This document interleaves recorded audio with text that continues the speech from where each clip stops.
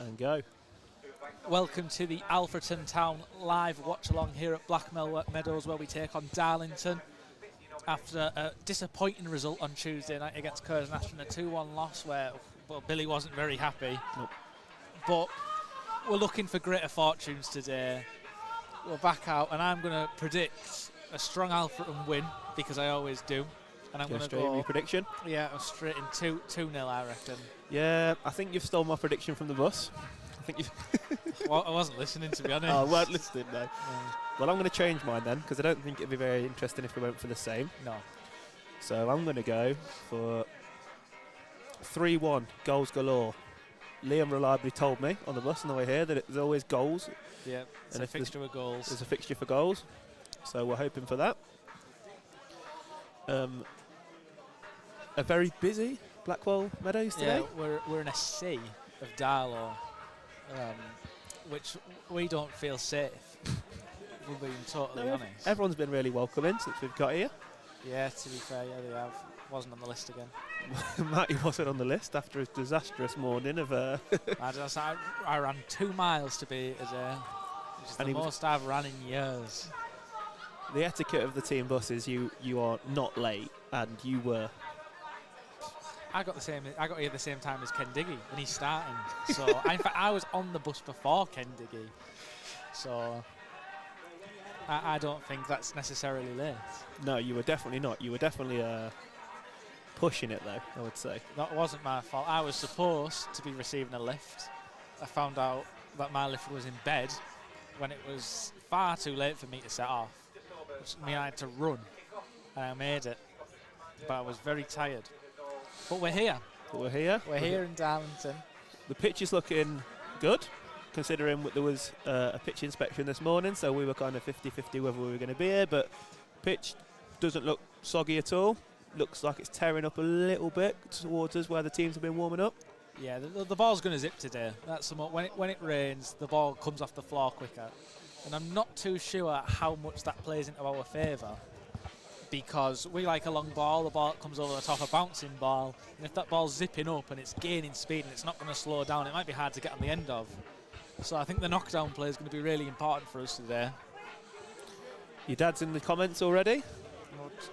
2-1 Darlow. 2-1 Darlow. Thanks for watching. Loyal supporter. And it looks like we're getting ready to for the teams to come out. They've got a nice little flag parade up out the player tunnel.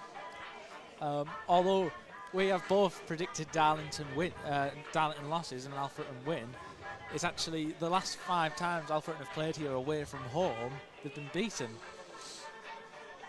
Or they've not won, but we're hoping to turn it around today, keep the playoffs alive.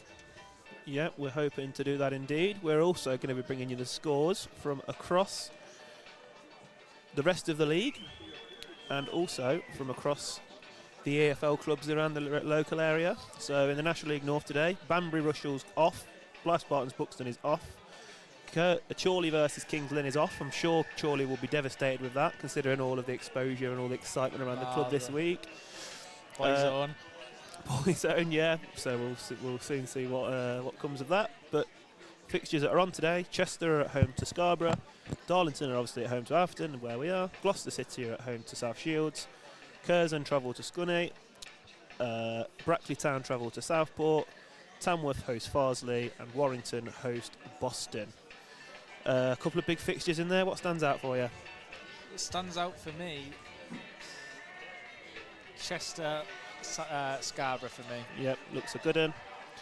And then we're also bringing you scores across the AFL and the Premier League. So we will be bringing you the scores for Sheffield United versus Luton, Derby versus Shrewsbury, Forest Green Mansfield, Chesterfield's Ebbsfleet, and I might even keep you up to date with my team, Watford versus the beloved Leicester City. We won't be listening. I won't ball them with Borough, you don't ball anyone with Leicester. No one wants to know. Okay, so the music's gone off, so which means we can't get taken down for copyright. Get away, UMG.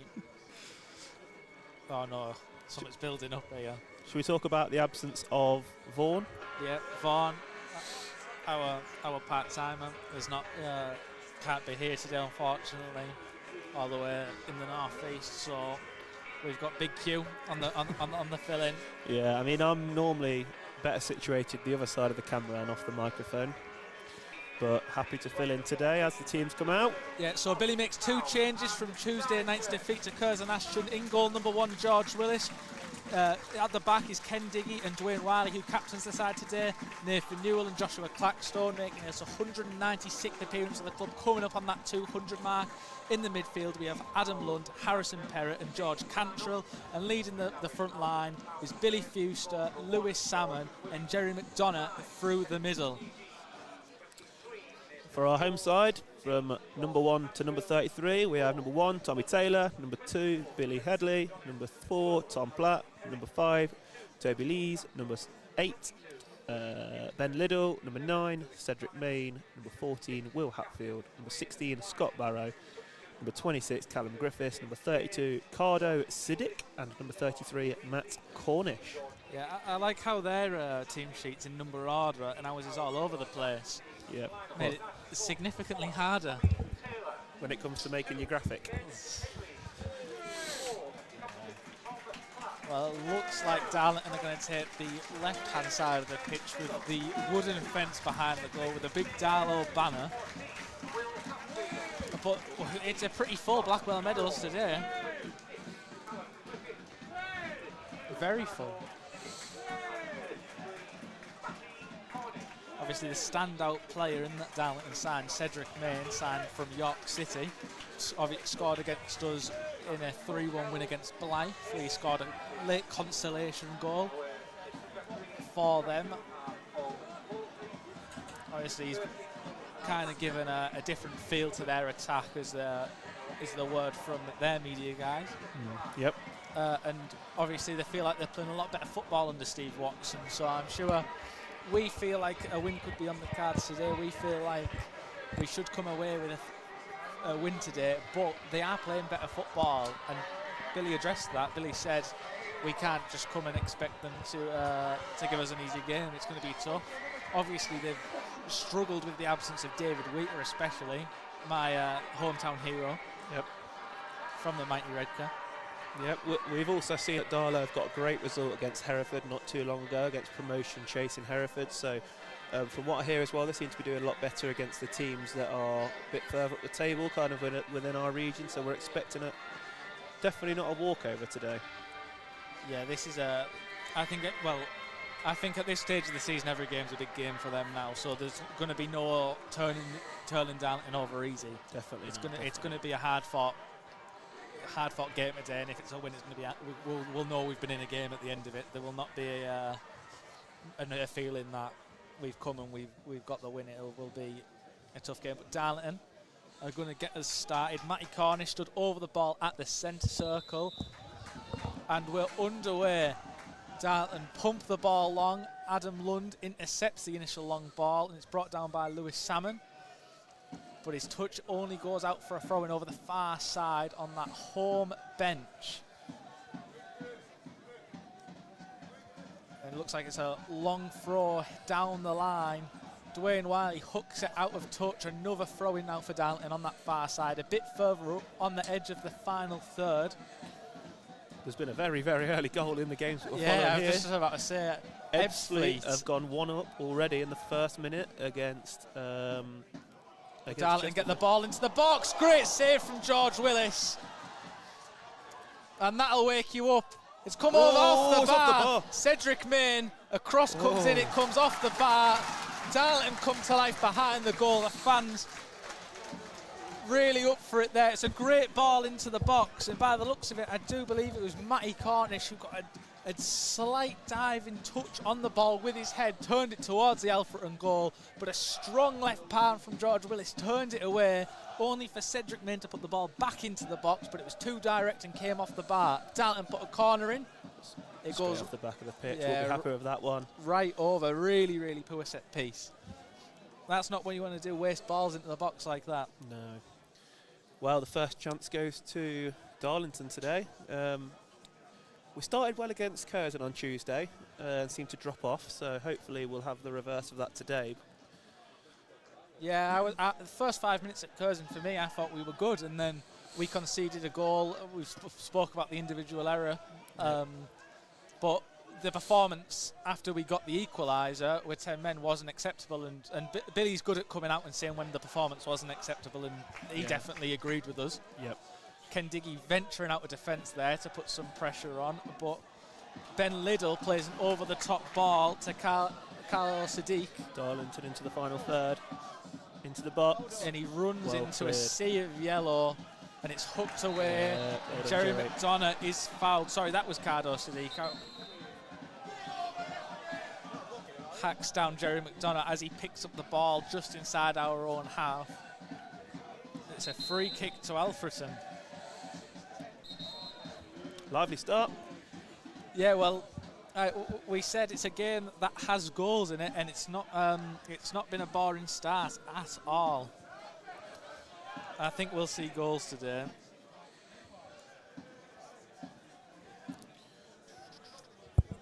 And George Willis just slowly meandering out to take this free kick. Something that we saw on Tuesday was we looked to get the ball set to the full-backs to load the box. Yeah, we played a lot shorter stuff on Tuesday than we usually do. The ball comes central. Jerry McDonough can't quite win it, but George Cantrell's going to pick the ball out in the right half space. And he goes all the way back to Joshua Clackstone, who's inside the centre circle. He pings a ball up and high towards Harrison Perrott. Pushing it back. Drops down to Ken Diggy. Lewis Salmon has the ball now, drops it. Lund looks to put the ball into the area, but it's hacked away from the Darlington defence. Billy Fuster puts the ball back up. Brilliant. It's won by Dwayne Wiley really well there, but couldn't quite get control of it. Jerry McDonough as it come to him. Cedric Main closes down Adam Lund. The ball goes out wide to Salmon. Picked up by Fuster, who attacks that right byline, but it's touched. At the back of the pitch. And that's what I was talking about before the game with the wet ground. That touch just got away from him there. He took a bigger touch and it just got away from him from Billy Fuster. But that's our first run at it. Yep. Seems to have a bit more sustained pressure on with the ball there. So they seem to kind of get back in, get set up. Again, we saw Curzon do on Tuesday where they were happy to kind of get set back in behind us and let us load that ball into the crowded area. Darlington look like they might be happy to do the same today. Another great win there. I think what's important though is early on we look like we're winning our battles. Yep. The players look like they're winning their battles. We're knocking the ball down well, and it's hooked round Nathan Newell. Is just going to get control of the ball. It goes to Wiley, who goes long first time as Cedric Main was closing him down. Jerry McDonough is offside. Yeah, is flagged offside by the assistant on the far side there. But although he didn't quite get a touch on the ball, I'd say he won his battle there. Yeah. And that's the most important thing, especially for a side like Alfreton, where we come to outwork teams, we come to out-battle teams. So winning those battles early on are really, really important, and getting on top of an opponent is really, really important. But Tommy Taylor pings the ball diagonally across to the left-hand side of the pitch. Adam Lund wins the header. It comes into the middle for Perrott, who flicks it forward. It's going to be chased by McDonough, but the Darlington defender hooks it back up for Dwayne Wiley. Can only get as far as Will Hatfield. All the way back to Sadiq now at the back to Will Hatfield in the Darlington midfield. Out onto the left, but the referee feels like there was a foul on Will Hatfield after he moved the ball out to the left full-back. Darlington fans unhappy with the referee seemingly not playing the advantage there. It did seem as though after the ball went through over the top, they were in a promising position. I don't know whether the Alfreton players had stopped, but the Darlow fans definitely wanted play to carry on there. Yeah, the thing is now, you never know what you want with those type of decisions. You don't know whether you want the referee to blow them straight away because we've seen them let the player run and players get injured. But you've got to find a nice middle ground. I think Darlow wanted the advantage there. But nevertheless, the ball will come into the box from Darlington. And Lund did have a handful of Tom Platt's shirt, but the referee is uninterested. And it comes a long ball into the box from Ben Headley now, headed away by Joshua Claxton. Salmon. Not quite getting control of the ball. Over to Cedric Main on that left-hand side. And he's got the ball now on the edge of the area. He comes inside, he cracks a shot away. Ooh, I think that's a corner. But Yeah, it is. takes a deflection and travels all the way through for a Darlington corner. And there's some really, really lively Darlington fans behind the goal, behind George Willis. And I'm sure they'll play a factor today. Hopefully not too big of one. Cedric Main comes short from the corner, drags Cantrell out the box. It looks like it's going to go in though. The ball does go in. Ooh, It should be 1-0. It should be, and it's Cardo Sadiq at the back post. He got the better of his man. He was right the right side. The ball looped really nicely with an in-swing right to him on the back post, and he was there first. He didn't even jump, it just came right on his head. It was a great delivery into the box, but the header, he heads it into the ground and wide of the right-hand post. He seemed to kind of be up and down before he'd had contact with the ball, so I think he'd gone a little bit too early there and kind of didn't really get a great connection on it. Yeah, he was almost falling. Yeah, he'll be disappointed not to score there. Well, Darlington will know better than anyone the position they're in, that they cannot waste chances, especially early on in games. Ooh. Dwayne Wiley tries one from Oh. distance. Oh! That would have been the most spectacular goal I have ever seen, as Dwayne Wiley hooks an absolute thunderbolt with his left foot from miles out. It travels, it goes right over everyone, and Tommy Taylor looks in real trouble for some time. It comes over, and Tommy Taylor looks to be in some discomfort as he's jumped. It just went wide of the post. It looked more of a clearance, if I'm going to be honest. It wasn't a shot, no, it wasn't. It looked like Dwayne Wiley was just looking to hit the ball into the Darlington box, and it just travelled, and it kept going, and I thought, this is dropping in.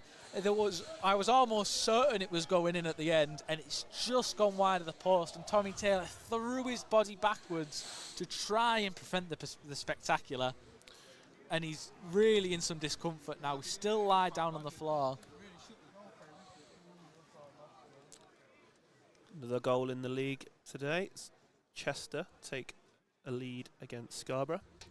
High-flying Scarborough. I remember when we played them, they beat us 3-1, and they were 18th in the league at that point. They're now obviously much further up the table. I believe they were third before today. Bit of a break in play whilst we...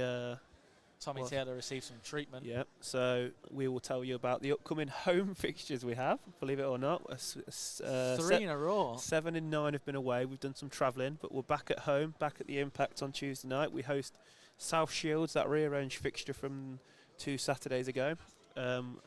Hoping for a bumper crowd for that one. I think hopefully we'll have a couple of the players back that are currently absent or kind of not 100% fit at the minute. So that'll be Tuesday. We then play Saturday at home and then Tuesday again. So a real chance for some of our fans to get to games and cheer on the lads. So tickets are available for all 3 of those games. We'll be sure to make sure we're posting those on socials. And I'm sure you can hear the applause ring around the ground as Tommy Taylor gets back up. He seems to be as if he's going to carry on, which is always good to see. Yep. Elliot Whitehouse with the goal for Chester. And Billy Fuster stood over the corner. It's an in-swinger from the left-hand side. It's a very, very crowded 6-yard box. Yeah, we're really putting the pressure on the goalkeeper. Not what he'd want after he's just been down with an injury. Nope. But could play into our advantage. A moment before the referee blows his whistle. It's delivered into the area from Fuster. Round to the back to Perrett, who wins the header, but he just can't get it. Oh, and a bit of a miscommunication. And Darlow will be on the break here. And the ball, Cedric Main out on the left-hand side with just Claxton and Newell back. Lund, Diggy, Fuster, Cantrell all travelling back to get backside. Main cracks his shot away, but it's off target, up and over the bar. I think Claxton did enough to slow him down to let those Alfreton bodies get back behind the ball. But it was a miscommunication from Adam Lund and Dwayne Wiley on the edge of the area. The delivery came in from Fuster. It was headed down by Perrott, and it just didn't have the right contact on it. And it looked like it was coming on the edge of the box for either Lund or Wiley to have a first-time shot. And as Wiley swung his right leg to hit a volley towards goal, Lund got his foot there first. Yep. And just took it away from him and allowed Darlington to counter-attack. Yeah, and then I think it was a Cantrell shot that seemed to be blocked and then set them on their way. Yep. To kind of very quickly, within 2 or 3 passes, we're inside our box and looking dangerous. So we've gone from nearly scoring the opener to nearly conceding it. So very end-to-end stuff here. Yeah, and I think that's a credit to Cedric Main. He's looked lively early on, and he clearly wants to have shots at goal. He wants to be in those positions to get on the end of Darlington chances. The referee penalises Lewis Salmon. He goes up for a challenge, and he's given a Darlington free kick. Quite deep in their half. I was going to say the edge of the final third, but I think it's a bit deeper than that. Opening goal between Southport and Brackley. Brackley have gone 1-0 up. We've also got a goal in the EFL game. Mansfield have gone 1-0 up against Strugglers Forest Green. Struggling's being nice. Yeah, struggling is being nice. They're kind of dead and buried Forest Green. Dead and buried Forest Green that don't seem to be able to do anything right at the minute. Tommy Taylor's free kick can only find the head of Adam Lund. It falls into the midfield and all the way back for Lees, who's going to look out wide to Callum Griffiths. He's still on the ball now. He's closed down by Fuster. He hooks it in for Hine for Will Hatfield, but Dwayne Wiley sweeps it up and he clears it as far as Perrott in the midfield. Toby Lees wins the ball off him, and now it's a chance for Ben Headley to put the ball into the area. He hooks one into the box. Adam Lund heads it away. Newell challenges against Matty Cornish. It comes down. Billy Fuster clears. Jerry McDonough out. He's going to pressure Cardo Sadiq, but he just plays a backwards pass to Toby Lees, who can carry the ball out of defence. Ben Headley in the right back position now looks to go for a ball inside to Will Hatfield, but Hatfield was a bit flat on his feet there, wasn't running in behind, and George Willis can just get the ball. He's going to wait for Cedric Main to close him down to pick it up. And he just leisurely strolls to the edge of his box. We know where this will go, towards the head of Jerry McDonough. And he punts it long. That's a great kick. It's a great, yeah, it is a great kick. The Darlington defence are backtracking. Adam Lund now looks to flick the ball in behind. Lewis Salmon. Jerry McDonough. Jerry McDonough gets in the way of Lewis Salmon. Goal kick given. Yeah, Jerry McDonough comes over. Salmon comes over. They get in each other's way. The ball just gets away from Salmon. He looked like he kept it in and put a ball into the box, but the assistant referee decided that the ball had already gone out of play, and Tommy Taylor will take another goal kick for Darlington. Yeah, I think that's the correct decision. Yeah, it looked like it. Just a bit of a miscommunication from Lewis and Jerry. Tommy Taylor gonna knock the ball right up this end again, and Ken Diggy wins it, but it goes out for a Darlington throw-in once again on that home bench. Scott Barrow to take the throw-in, and we've seen him throw one long and down the line already, and it looks like that's what he's going to do again. Oh, tidy inside. Oh, he's come on. There's a quick bit of movement from Darlington. Nathan Billy Miller Fuster flicks it away, sorry. but only as far as Callum Griffiths, who looks for a ball into the box.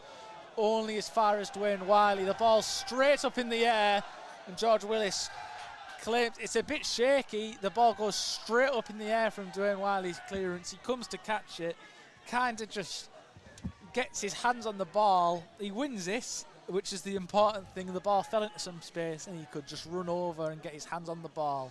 But he rolls it short to Josh Claxton this time, who goes long. Jerry McDonough can't get better of Toby Lees. Lewis Salmon looks to chest the ball down. He claims a push in the back, but the referee's uninterested. Darlington now look to play the ball down. Cedric Main running in behind, but it's all the way through to George Willis. Just a bit too heavy with the wet ground. The water will have helped that ball go all the way through to the goalkeeper. We're not going to mention that Borough have just gone 1-0 down. Oh, I'm used to it. We go short again to Claxton, who looks to knock it over the top. Oh. And Darlington are starting to win those battles at the back. And the ball comes into the Alfreton half, but no Darlington player there. Dwayne Wiley has loads of time to pick his pass, and he goes long and over towards Lewis Salmon, who will get to bring the ball down. He heads it to Josh Claxton. Adam Lund now on the ball into Lewis Salmon, who looks to isolate his man. Looks to hit the byline. He's brought down, and the referee gives it an Alfreton free kick. The linesman didn't give that, and he had a much better view, so I think there'll be some unhappy Darlow fans there. In all honesty, I wasn't too convinced either. And no. Bloody 2-0 to Bristol. Borough 2-0 down. And I think it was Scott Barrow there was isolated against Salmon. He looked to touch it down the line, but he brought Salmon down. I wasn't too convinced, but the referee was, and he's given us a free kick, and Nathan Newell will look to put a ball into the area. A lot of Alfreton bodies forward, only George Cantrell and Josh Claxton back for this. Darlington have only left Cedric Main forward. I keep cutting out. Newell looking. He's going to look for one of those Alfreton bodies. A lot of big bodies in there. Lund around the back. It's floated in. Adam Lund at the back post. Oof. Seems to come off his chest. It just didn't have enough height for him to head it down. It dropped a bit too quick.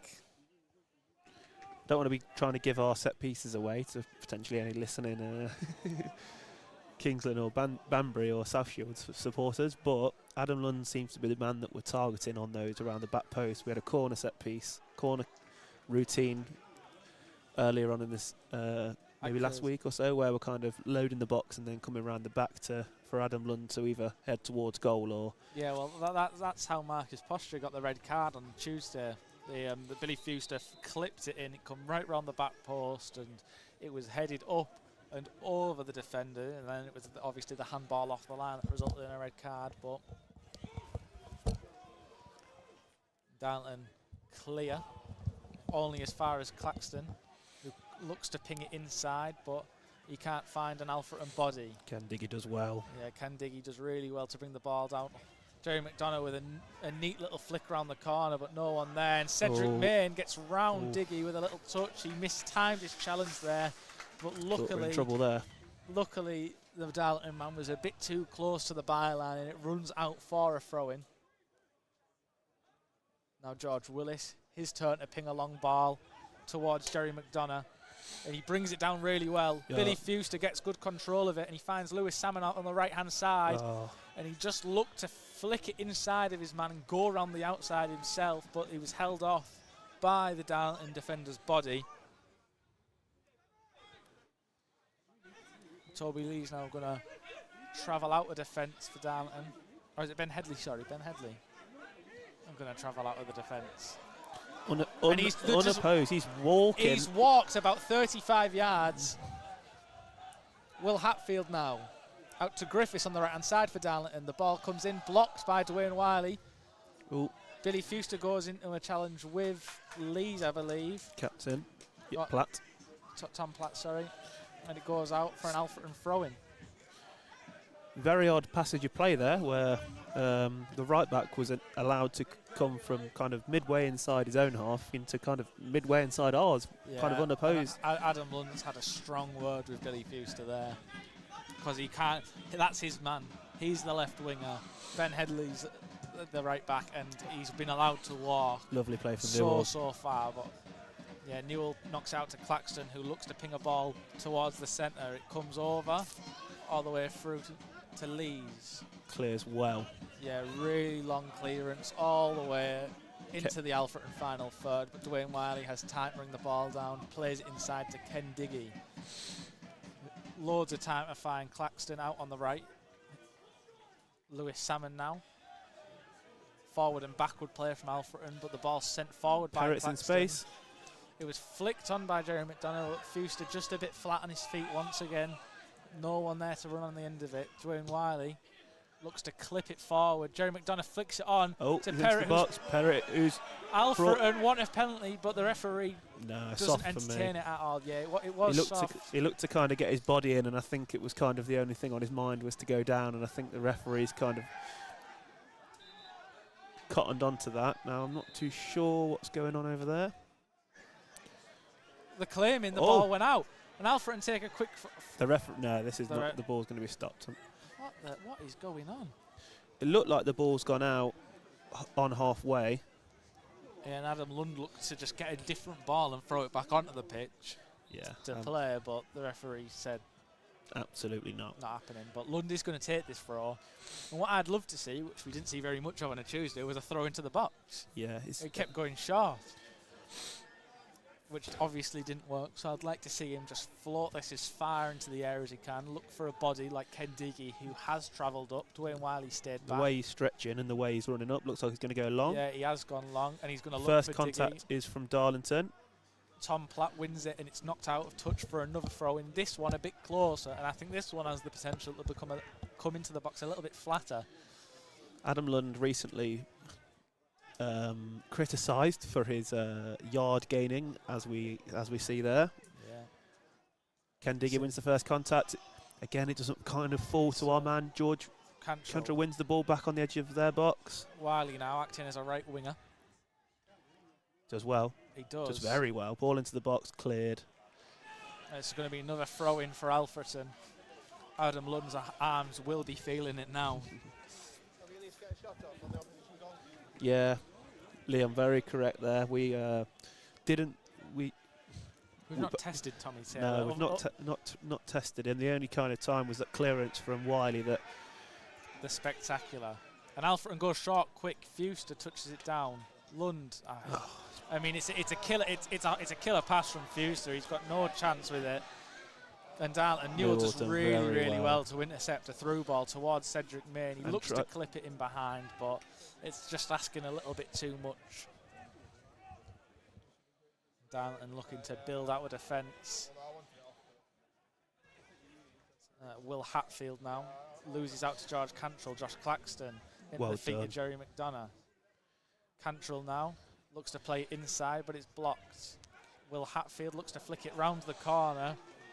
And here goes Scott Barrow for Darlington. Off the Darlington man and for a Alfreton throw correctly. Yeah, lost out to Adam Lund. But has to come back to where it's taken. Yeah. Jerry seems to be getting much more in and around the action. I think he was kind of isolated on Tuesday, which obviously Billy would have addressed, I can imagine, in the week, to kind of say, well, if he's winning the balls, we need to make sure we're winning the second contact, because we definitely weren't doing that on Tuesday. But we're in and around right areas today, but not too much to show for it in terms of clear-cut chances. Ben Headley now plays the ball out to Griffiths on the Darlington right-hand side. Matty Cornish picks it up, back out to Griffiths. Plays a backwards pass. Headley will look to find him, but it's going to come through to Adam Lund. I think George Willis wanted to claim that, but Adam Lund dealt with it. And now Darlington will have a throw-in on this near side towards about on the edge of the 6-yard box.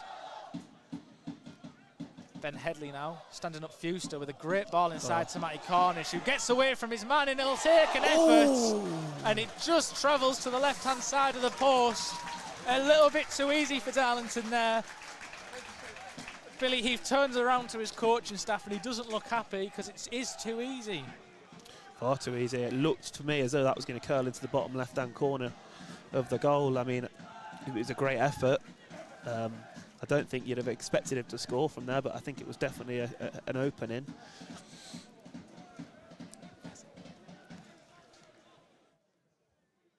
Yeah, it was the short throw from Ben Headley, and he found a neat little inside pass to Matty Cornish, who got away. He turned his man too easy, too much space on the edge of the area to crack a left-footed shot towards the corner.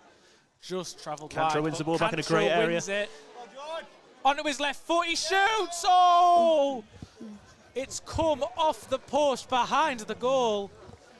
I thought that had rattled the back of the net. Yeah, he's done brilliantly there, George. We've seen it week in, week out, winning the ball in a great area, and and kind of driving towards the defence. He was kind of by himself up there once he won because of the position in which he won the ball, and he kind of had to go along himself. It was a left-footed shot, and I thought as it hit the post behind the goal that was the back of the net, but not to be.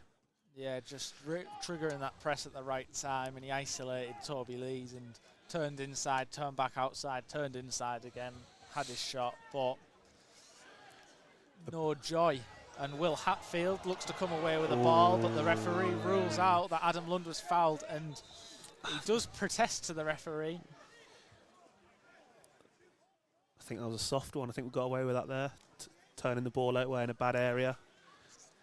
Yeah, George Willis all the way on the halfway line to take this kick.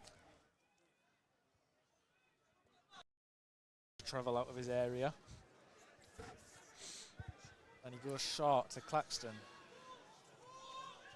We're going to try and load the box from the central area.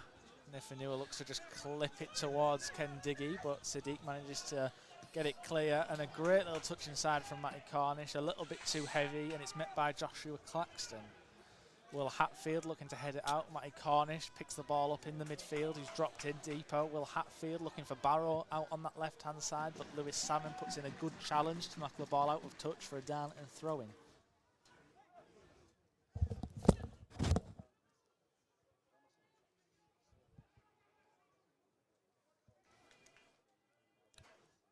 Barrow now, who we've seen throw the ball down the line long. We've also seen him play neat one inside. This time he tries to go neat. Lund gets in front, but the ball still comes through, and I believe it was Ben Little who played the ball all the way through into the hands of George Willis. And Alfreton load the edge of that Darlington defensive line. They've got 4 players pushing that defensive line. The ball goes all the way over McDonough, down into the box. Lewis Salmon. Claxton puts it up towards the back post, but Tommy Taylor can claim the ball relatively unchallenged. And a Darlington player is down. I believe he went into a challenge with McDonough. Getting into some promising areas now. Seems to be a bit more, bit of quality as well. We're seeing it's good. It's good signs. It's good signs. I think Billy was unhappy not only with kind of the effort that was put in on Tuesday, but more so that the quality wasn't there. And I think that's definitely something that we're not seeing today. We're getting in the right areas. We're winning the ball in the right places. So definitely an improvement, and hopefully we're gonna get the breakthrough soon. It feels like there's a goal coming in this game. Yeah, I think what we've really missed, and it's no secret, is our Player of the Month winner, Liam Waldock, who has been electric so far this new year for us. And he's been carrying a knock for the past 2 games. Obviously not in the squad today, but that's where the creativity was coming from. He was setting up goals, he was scoring goals. Yep, congratulations goes to Liam Waldock. Yeah, well deserved. Well deserved. 5 goals, 2 assists. Nice to get some recognition across the league for his performances. Had to drive to Sheffield on Thursday evening to take a picture of him outside Bramall Lane, which I'm sure he wasn't the best fan of, because former Wednesdayite and Wednesday fan himself. So we did find a plain black wall to take the picture, not outside the. We wanted to make it very obvious. Or not, yeah, not very obvious, but we got the job done, and the picture was good and went out as requested. A good day's work. Sadiq now goes round Harry Perrott, travels into the Alfreton half, a left-footed hook towards the back line, but it's cleared away by Ken Diggy. Talking of Sheffield United, they have gone 1-0 up against Luton in a massive game down the bottom. Oh, and there's a bit of trouble on that far side. It looks like Perrott's going to receive a booking for a challenge, and I'm not 100% sure. It looks like it could have been Ben Liddell, but it could be anyone. But the result is a Darlington free kick just towards the edge of the centre circle. Well, it's outside, but that's about where the position is. Kind of. that part of the pitch on the far side towards the away bench. I believe it's Barrow stood over the free kick. It's going to look to deliver a left-footed outswinger into the box. Lewis Salmon, the furthest Alfreton player forward. And it's clipped in. Wiley up highest, but no connection on the ball. Yeah, and it looks like Nathan Newell's going to bring the ball down. Ooh. Lund clears, but only as far as Callum Griffiths, who looks to find a ball in behind, but Darlington looking for that kind of clip round the corner, clip through the middle, and no on-running attacker there. Looks like it's been effective for them in what they're trying to do today, but no on-running attacker there, to the annoyance of the passer of the ball, but also the Darlington fans here today. yeah, they're just looking for that neat little clip through the channel every time. You stand off them, they're going to look for that clip. They're trying to get runners through those gaps between the full-back and the centre half, and they're looking to exploit that space. A goal for Warrington against Buxton. No goal scorer yet, but it wasn't the goalkeeper. Let's hope not, for a third of the season. He's on a golden boot charge. I think he was there winning the ball in a great area again, George Cantrell. Great little footwork from Jerry McDonough. Out to Perrott now on the right-hand side. He looks to put ball in the box, but it's blocked. Will Hatfield will pick it up on the edge of the Darlington area, and the ball will be cleared. And Adam Lund gets the best, and he has a crack, but straight into the hands of Tommy Taylor. And Lewis Salmon, who looked to be in heaps of space on the right, will be very upset Lund didn't just play that ball out to him.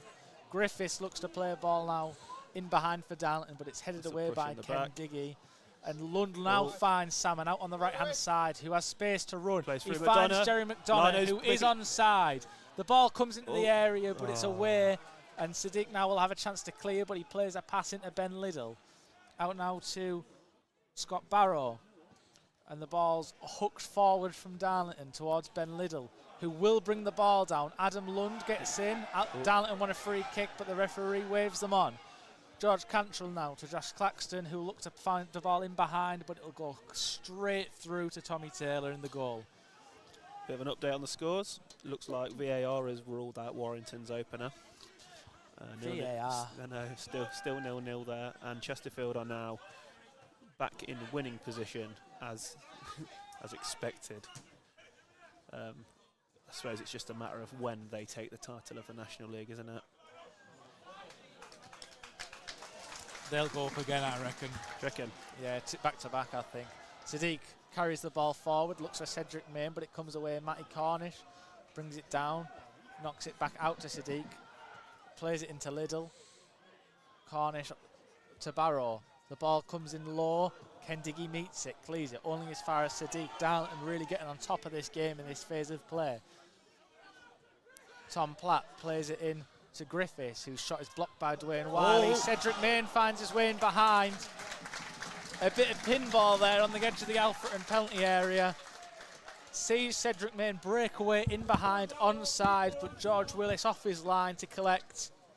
And he did what he had to do there to stop Cedric Main just having a free shot to slide it into the net.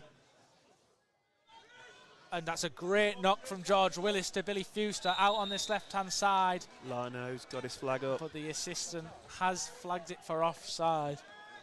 If he was onside, it would have been a great knock from Willis into lots of space for Fuster to make something happen, but it does make sense because he was relatively unmarked.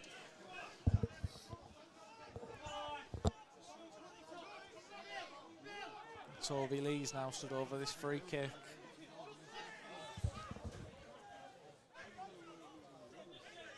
Goes short to Ben Headley. Alfreton trigger a press. Toby Lee's back out to Ben Headley. They've got nowhere to go. The ball's hooked long over everyone and straight through to George Willis, to the frustration of the Darlington fans. They're not happy about that. No, it seems as though they were unhappy with the ball, but I think the ball was into a tidy area and no one seemed to be on running to it for a second time I think the frustration is they could have done that from the free kick, but instead they've played 2 or 3 short passes backwards and forwards and then done it anyway when no one was forward. Oh. Adam Lund now into the feet of Lewis Salmon. James McAtee. And Harry Perrott finds himself in the half space, takes the ball out wide and puts the ball into the area, goes right over everyone. But George Cantrell will meet it, tries to go around Will Hatfield, doesn't get any joy, plays it backwards to Nathan Newell. Brilliant ball. Who puts a great ball into the area, but it's headed away, only as far as Joshua Claxton, who puts the ball back into the area, but he was passing it on the turn. It's taken a deflection, and it's going to be an Alfreton corner. And Billy Fuster travels over to that far side to take the corner. Curzon are leading at Scunthorpe. What is going on there? They seem to be dropping points left, right and centre. Yeah, well, it was a disappointing 2 points drop for Scunthorpe against Blythe in midweek. Obviously, they were winning the game at 95th minute, and Blythe got that equaliser, which was a massive goal in the title race. Obviously, if they had beat Tamworth when they'd played them just a few games ago, that would have busted this title race right open. But as far as I'm concerned now, I think Tamworth are going to run away with it. Yeah. Fuster delivers into the area. Dwayne Riley wound the back. Ooh. He heads it off the head of Ben Headley for another Alfreton corner. He had loads of space, headed it towards the goal. It would have been on target had Ben Headley not gotten over. But now it's Alfreton's turn to get on top of this game. Backwards and forwards, South Shields have taken the lead at Gloucester. I'd like to say struggling Gloucester, but they put 3 past us. That was a long time ago, though. That was well, they were struggling then as well. Billy Fuster clips the ball towards the back post. Ken Diggy heads it down, up into the air. Cantrell heads it back across into the penalty area. It's broke, but Ken Diggy has been flagged offside. Tommy Taylor came down to collect the ball, and it was hooked away by Ben Headley, I believe. And he's taken quite a battering today, Tommy Taylor, because I think he was caught by the swinging foot.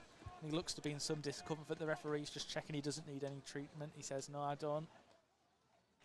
But he looks to be struggling. I've seen him limp a few times after a few challenges, so Tommy Taylor really has been in the water there.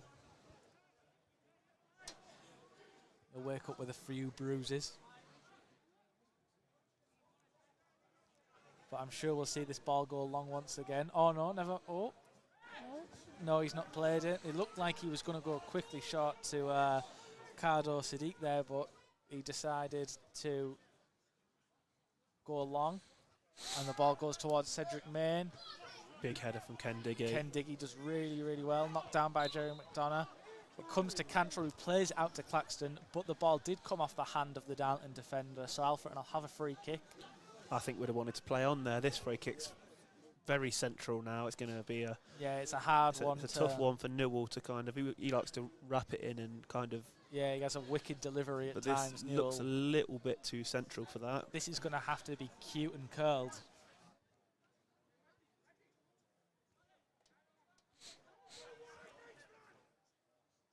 Billy barking instructions at Newell, who looks to clip it round the back for Ken Diggy. Loses out to Tom Platt, and it's cleared away by Ben Liddell. It comes out all the way to the Alfreton half to Joshua Claxton, brought down by Matty Cornish.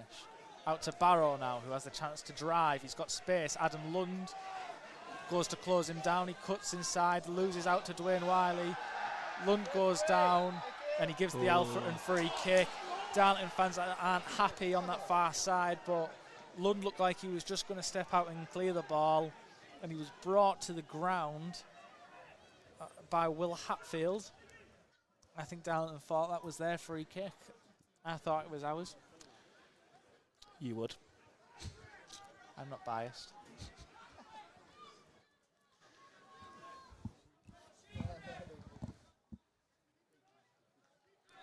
Goals galore across the league, apart from here. I've given it to Marcus by calling it a front ticket over this fixture. Yeah, no. Liam's told us a reliable fact that there's always goals in this fixture, and we're sat here 41 minutes in. Is that correct? And it's 0-0.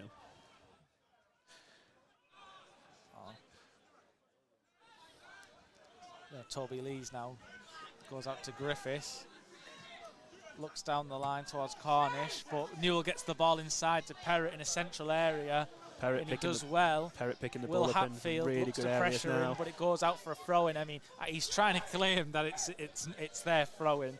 He knows what Adam Lund can do from this type of position. The first one in probably an attacking sense, in terms of the other ones that have come in have kind of come in from well inside, well, closer to halfway than the box. This is the one really.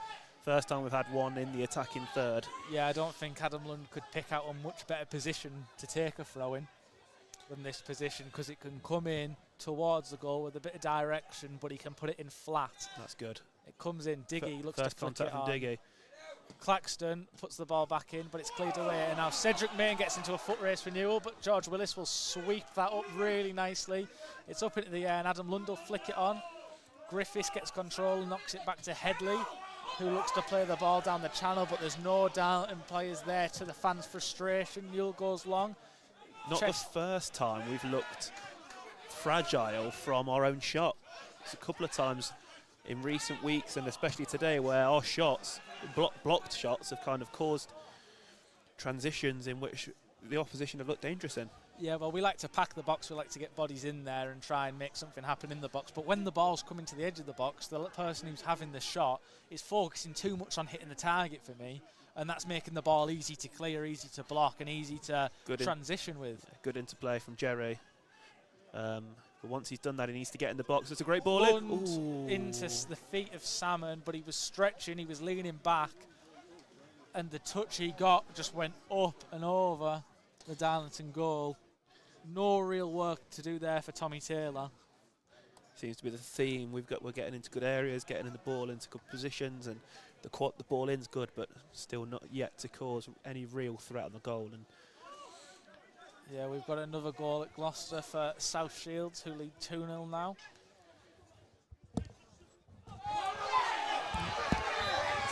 Oh, I think the referees listen to the fans. The referee is not interested in that one bit until the fans were. Well, I think it was a free kick, but I don't think the referee was in any way interested in it until there was calls from the fans. Newell put a push in on Griffiths.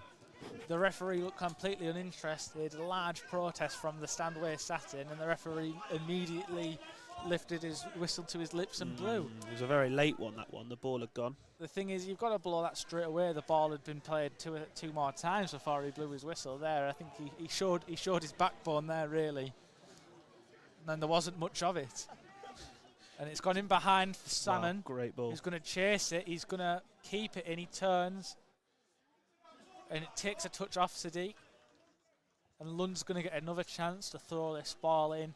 This one won't come really with much direction towards the goal, but it's in a really good area. But Darlington do have quite a big pitch in the sense of the distance from the byline to the box.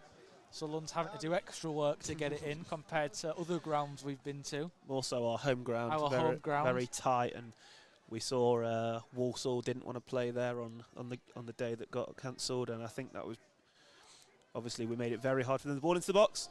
Oh, it's just not falling for us in there, is it? No one alive to it, but it's come back in from Newell, and a cheeky back heel there for Dwayne Wiley. Looked to break away for Jerry McDonough, but it's cleared to Adam Lund. Minimum of 5 minutes to play. I mean, I'm not. Oh, tidy from George Cantrill. Into the box. A good bit of skill. Puts it through the Darlington defender's legs and puts the ball into the box, but the ball pretty uninspired and along the ground, easy to deal with. And Ben Liddell now looks to hook it clear, out of touch. 5 minutes? What do you think to that? Not been. I'm not sure where. I suppose Tommy Taylor was down for quite a few minutes. I think that's where most of that's come from. But there's not been too many breaks in play where we've had to use up all of our content to talk about when we're not talking about the game. But Lund's upset a few Darlington fans. He's travelled a bit too far forward for the likes, and it's headed and it's gone out of touch for an Alfreton corner. It's definitely one of those things in football that fans hate. Yeah, it's not. We are getting away with it at the minute. I think it's such an easy thing to clamp down on. Yeah. But like we said, the referee's backbone hasn't shone and he doesn't look like he's going to clamp down on that. And Adam Lund quite a few times is gaining as many yards as he can. Well, I think if the referee's going to let him do it, he's going to carry on. I think we're going to see Adam Lund peel around the back here. There we go. There he goes round the back. He's up. Oh, it's a free kick. Yeah, I think his hands were just... I think he wanted a challenge there for the ball, and he seems to have gone over the top of a Darlington defender that didn't really make an effort to jump. Scott Barrow was happy to let it glide over his head, and Adam Lund tried to use him to project himself higher into the air to try and get his head on the ball to put it back across the box, but the referee saw it as unfair. Now Tommy Taylor will have a chance to ping the ball forward, but only as far as Ken Diggy. But it's going to go out for a Darlington throw-in in their own half. And the half just seems to be simmering down. 3 to play. I did forget to start the timer again, so forgive me that the timer on the screen might be a little out of whack, but we are into 5 minutes added on. So Chester have scored at Scarborough and it's 1-0. that's half time. That's half time. Sorry, I've just called out a goal that's already happened. I'm going to ignore them because all the half times are going to come through and I'm going to start reading out goals. It's goals galore across the National League North. What's going on? It goes up and long. Dwayne Wiley sends it back the other way. Ooh, McDonough in a Jeremy good position. McDonough goes into there a we challenge. go. If we can win the with ball there, we're in a good Toby position. Cantrell going to pressure Siddiq, but it's going to come Cantrell long. is dogged in there, isn't he? Yeah. Adam Lund now with plenty of space to drive forward, gives it to Lewis Salmon, who goes back to Claxton, who looks to ride over a challenge, but it goes out for an Alfreton throw-in, and Adam Lund makes his way over. We know what's coming. It's a specialty. It's a signature. Everyone knows what we've got with Adam Lund.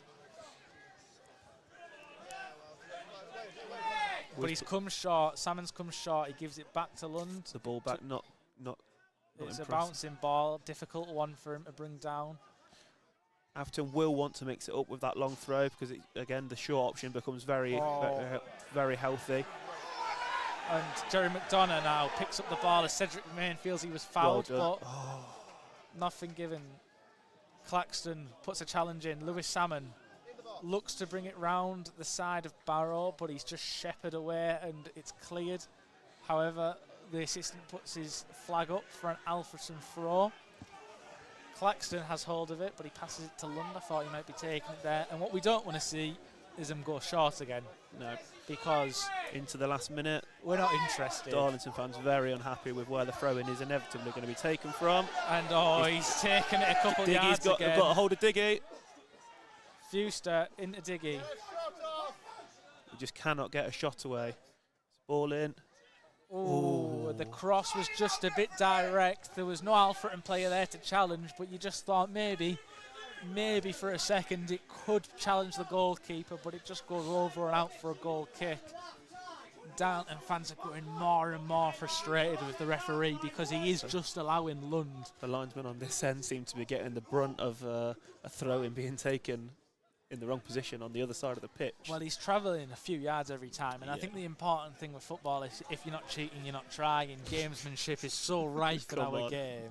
You know, but it's true, if you aren't appealing for everything, even when you know it's not yours, you've got to try that to give your team the edge. I think it's one of those, isn't it? I think he's done. I think it'll be difficult now because the referee there, what he's doing is he's not even looking at Adam Lund when that ball's coming in. He's actually looking in the box as to where the ball's going to be coming and kind of what's going on. Now, that's a foul. That is two decisions there. Should have been free kicks for Alfreton, but not. Ball wide. We're into the final seconds. The ref's blown up there. There was a chance for Alfreton to take another throw in, but completely uninterested in letting us have that final attack. And it's half time in a game that started so lively. The game was alive, and you just felt that there was going to be goals, that things were going to happen early on. That really early chance for Darlington, which forced a great George Willis save. The Dwayne Wiley shot that came from our own half, just a hooked shot that looked as though it was going in are the only really notable chances of this first half. But the teams are battling, but they seem to be at a stalemate. But we'll bring you the scores. Yep, scores across the ground, so we'll start in the National League North. Chester 1, Scarborough 0, Gloucester 0, Southfields 2. Scunthorpe 0, Curzon 1, Southport 0, Brackley 1, Tamworth 0, Farsley 0. That's not quite half time yet. Warrington 0, Boston 0. And then across the EFL within the local teams, we've got Sheffield United 2 up against Luton. That is a massive 6-pointer in the bottom, the bottom 4 or 5 in that division. Not one that's on the screen, but Watford are 1-0 down to the mighty Foxes. Who? Leicester City. Not heard of them, mate. Derby is 0-0 against Shrewsbury. Forest Green are losing 1-0 to the local side Mansfield. I've actually picked Mansfield in a group accumulator with me and with the boys. We have actually lost our camera. We've gone. Put me back on. There we go. I will try and put us back on. Sorry for that, guys. You just lost us for a second, but you've got us back. Inconsiderate Darlington fans sat in front of us. Should Taking have out the camera. There we go. That'll do. Forest Green, Mansfield. We were on. Mansfield are 1-0 up against Forest Green. Chesterfield, although they went 1-0 down, they are back in a winning position. And that's it across the local area. Thoughts on the first half, Matty? Well, it started so lively. We knew it's a fixture with history, a very ripe history of goals, and it looked like they were going to come in abundance early on. Chance up there, chance up at Willis's goal, chance up at Taylor's goal. They were coming, and then we've really just been in a dogfight in the middle of the pitch, a bit of a no man's land. Yep. The midfield's been today. And the biggest chances, I think the biggest chances have come for Darlington. The shot from Matty Cornish, which curled just around the post. Obviously, the header early on, saved by George Willis. Cedric Mains looked lively on the edge of the area, cracking shots away. And I think our most notable moment so far has been the Dwayne Wiley 45-yard wonder strike. That would have been the greatest goal I've ever seen live. I think it was I'm not going to take it away from him because he might give me some grief on the bus home if he listens to this on the bus back, which I doubt he will. But I think that was a clearance. Definitely. He swung his left leg at it, and it just happened to travel. And I thought that could go in, but unfortunately, no joy. But it's half time now. We'll have yes, my girlfriend, Hannah, whose birthday it is today. She's let me come to Darlington despite that. She's at text saying, having a mare? Question mark, because we've because the camera was falling off. Yeah, the camera fell off the top of the laptop, but we're back in business. Yeah, but and happy birthday to Hannah.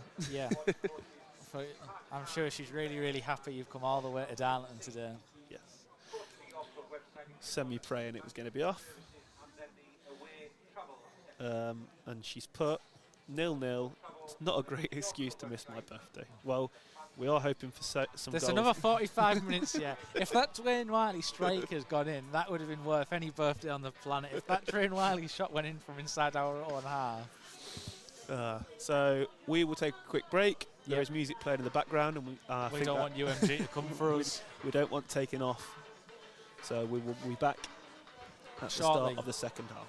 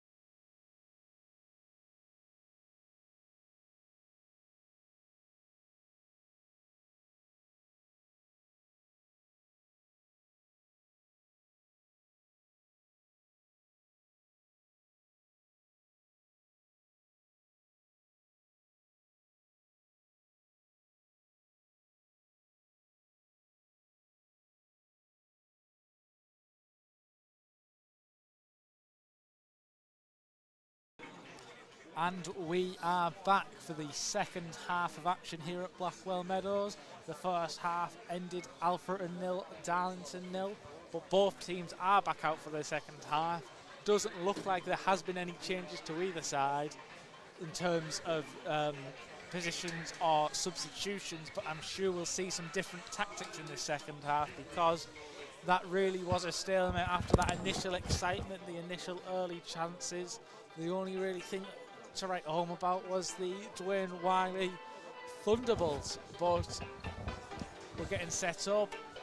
I'm trying to keep talking so the music can't be heard over, and I'm trying to make sure UMG doesn't come for us. Yeah, we don't want anyone knocking on the door. A really big fan of their music. This is the first time we've heard this one, though. I think you've criticised the duplication of... Yeah, no, there's been a couple go around a few times. I think that's just a lack of effort. You know, is it really that hard to put enough songs on a playlist that you don't have to play the same one twice? Well, looks like neither team want to take kick-off, as everybody is outside of the centre circle. It is an Alfreton kick, I believe. Yeah, Lewis Salmon finally ventures. I am going to do my best to press this button, which starts the timer for the second half. Oh, there is a substitution. There is. And who, what and why? So, Oh, there's been a goal already. just to confirm, Ben Liddell has been replaced by Johnny Ngandu. Ngandu? I'm going to go with Ngandu. Ngandu. Ngandu, that's what I'm going to go for. But I might shout him, ask him how to pronounce it. Yeah, and we're away. And The Ken second Diggy half. will routinely ping the ball towards the corner. It's headed back away from Darlington, but George Cantrell picks it up and travels. The ball goes out for a throw-in, but George Cantrell probably could have kept it in, but happy to let it run out to use that Adam Lund long throw, and I hope we use it because it's effective. Chesterfield have conceded very early on. It's 2-2 against Ebbsfleet. Are we going to see Chesterfield drop points? That'd be a story. Again, the Darlow fans seriously unhappy with where Adam Lund is taking his free kicks, his throw-ins from. Yeah. Referee doesn't seem to be that bothered. It's flicked up. Jerry's. Oh, Penrith! It's a penalty to Alfreton! Penalty to Alfreton. It's a penalty to Alfreton Town. Won by Ken Diggy. The ball was flicked up into the box by George Cantrell, and it was headed away from Cardo Sadiq, but only as far as Ken Diggy, who got there first, the first to react. Oh, Jerry's on it. Touched the ball into space and was brought down by Sadiq, who went to go put in a second challenge following his initial clearance. Second penalty. Lewis Salmon missed on Tuesday. Today it is Jordan Jerry. Thewlis missed on. Thewlis missed on. Obviously not on the press, Jerry McDonough, but there is a sea of Darlington fans behind that goal doing everything they can to put him off. I'm sure you can hear the noise. The referee blows his whistle, he steps up and he smashes it down the middle. We've got Tommy Taylor goes to his right hand side, and McDonough just stays down the middle right into the centre of the net, and he rifles it, and he was never in any doubt, and the ball crashes off the back of the net, and Alfreton take the lead here at Blackwell Meadows. And that is a real good start to this half. It's something this game needed. Within the first minute of the first half, second half starting, it did seem as though Jerry was getting held, and then Diggy beat his man to the ball and was taken down after he got his first touch. Definitely a penalty in my eyes. Yeah, definitely. And dispatched perfectly from Jerry. Yeah, and this is really going to open the game up now, because now they need these points if they want to make the great escape. They need to come at us now, so this game could really get opened up. But it's come through. Lund goes into a challenge with Ngandu, but he gets the ball away. Well, it's actually Ngandu who looks to flick the ball away to stop it going out for an Alfreton goal kick, and it's a throw-in now, but Adam Lund will probably just throw it down the line and relieve any pressure. But yeah, that's a great start to this half. Spot on with McDonough was being held. He'd lost the initial challenge, but Diggy did really well to draw Cardo City to dive into that challenge. and he just goes down. Definite penalty, and really, really confident finish from Jeremy McDonough to just rifle it home down the middle of the goal. Deserves that as well, the goal. I mean, he's worked hard up there. He's got himself in the right areas. He's won the ball in the great places, and I think although his goals come from the spot, it's one he deserves. I mean, he's been good since he's come in. He's been dangerous. Obviously, Ryan Taylor out the side at the minute was in brilliant form before the injury, and I think we definitely need some reinforcements up there. And I know that Billy Heath's really keen on not just bringing in the right player, but the right person as well. And Jerry seems to have fitted in perfectly, and looking to make Alfreton his home. Yeah, well, the life of an Alfreton striker is one of an unsung hero because you work and knock the ball down for other people and hold up the ball and lay it off for other people, and most of the time you find yourself not getting in those main areas where you're knocking the ball across and getting assists, or you're getting on the end of those flick-ons and scoring the goals. So it is a really, really tough job, and one that goes without a lot of credit, but I can really comfortably say that Jerry McDonough has been really, really good since he's come in. The work that he does off the ball to try and create chances. So every goal he gets for this team is deserved, even if it's a penalty, even if it's a tap-in. He has earned every goal he scores. Couple of goals across the leagues. Any Rams fans following us? They've gone 1-0 up against Shrewsbury, and Luton have pegged back Sheffield United. That's now 2-1, so from a kind of convincing 2-0 position to very quickly back 2-1, and Luton obviously masters of the comeback within recent weeks. So definitely the game back in the balance there. Yeah, well, they've been scoring goals and picking up points, Luton. Sadiq with a little bit of an underhit pass. George Cantrell tried to pick up on, but Will Hatfield got there first. The ball comes across. They're looking for Cedric Main in the middle. Willis collects, and Cedric Main's just come across. Willis has gone down holding his head. If I'm being honest, I think he's wasting time. Yep. He's didn't look like there was much contact there. It didn't look like there was any contact, but and they are asking for the physio. Ollie runs on. We should start doing some who's got the fastest physio in the league. Well, Ollie's always pretty quick up off his seat, ready to come onto the pitch as soon as anyone goes down. Yep. I tell you who it definitely wouldn't be, Daniel O'Connor, with a Hartlepool physio. No comment. He knows. There's been a red card for Tamworth. Down to 10. That could shake things up. I mean, Tamworth are one of those sides, and I was speaking to the guys at Curzon in Tuesday. Nobody actually thinks that you never watch them and go, bloody hell, they were incredible against us. Everyone goes, they beat us, but we don't know. Like, they didn't really think they were that good, and I think that's efficient and kind of. We should have won. We should have beaten them on the day, but they take a point against us, and they're just picking up points, aren't they? Just relentless. It's definitely not sexy football, but it's definitely efficient and effective. Yeah. But they're down to 10, so they've got a. We've got a task. They've got a task today at home to Farsley. How are our sides doing? Leicester are still 1 up. Oh, I don't want to talk about it now. Daka penalty. We are. Who? Patson Daka. Never heard of him. Have you not? Borough are. No, he didn't score against us. But we are back underway. George Willis lofting the ball into the Darlington half. Lund flicks the ball forward, cleared away by Lee. Cedric Main picks it up. Well, he's tried to sell the referee the whole shop with that, because Lund's come out. It is a foul, don't get me wrong. It's definitely a foul. But he's launched himself 15 yards into the air. He'd be a great diver. He's in the wrong spot. I think he's done it's like Diggy there, where he's kind of lifted the ball out of the way of his defender and taken the hit, but there was definitely no need to be jumping up in the air. Was there a book in there? No, because it was a foul, but he's tried to sell. He's tried to do everything he can to get him booked. I wouldn't have been surprised if there was a booking. I mean, it was a foul, but The way he launched himself in the air is ridiculous. It's embarrassing. Darlington now, just a bit of an empty ball down the line, and it's touched out by their own player. And Newell has, well, he's going to pass the ball to Adam Lund. So on the left-hand side, Alfreton have a throw-in inside their own half, pretty deep inside their own half. Lund, I'm sure, will get us a couple of yards. Yep. And he launches it up. Jerry McDonough heads it inside. Perrott brings it down.